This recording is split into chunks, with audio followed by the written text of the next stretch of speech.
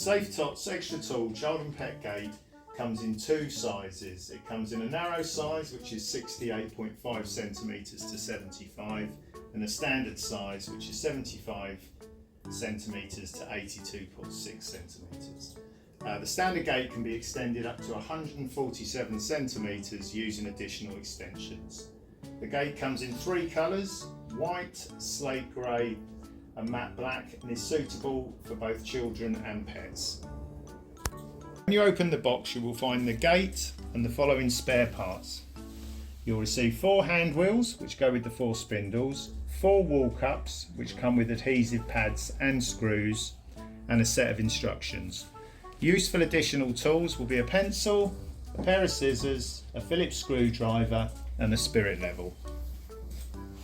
To install the gate, we follow the enclosed instructions. Stage 1 of the instructions is a bit of advice, and we advise you not to cut the cable tie that you'll find at the top of the gate. This just holds the gate in place and it will make it easier to fit if the cable tie is still in place. The next stage is to join the hand wheel to the spindle. Now we do this by turning the spindle through the hand wheel, and we make sure that we have the notches on the hand wheel on the outside. We'll just screw this all the way in, and then we'll repeat this process 4 times. We then take our 4 spindles with the hand wheels connected to them and slot them into the 4 corners of the gate.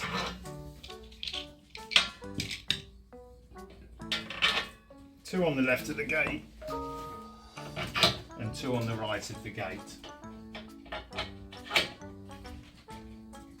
We'll then be taking our 4 wall cups and just pushing them temporarily over the end of each spindle.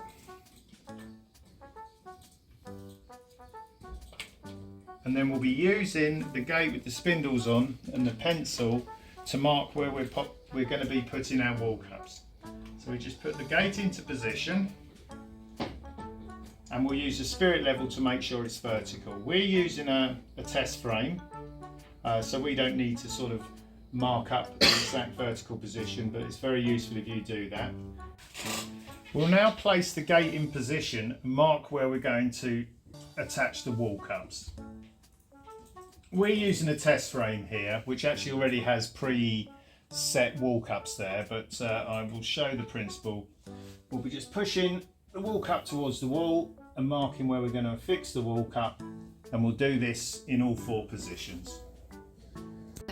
Once the wall cups are secure, we can then slot the gate into the wall cups. We'll just push the spindles out for now into all 4 corners.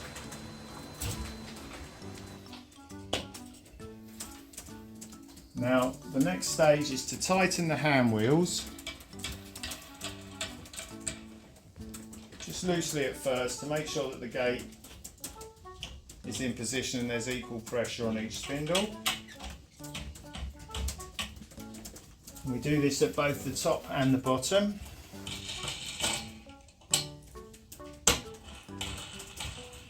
We're looking to get the gate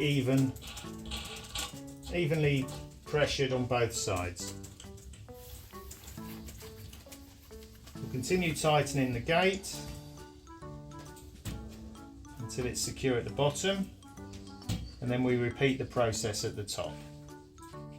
As you turn the hand wheels at the top on both sides, trying to make sure that the pressure applies equally, you'll notice that on the latch there is an arrow here.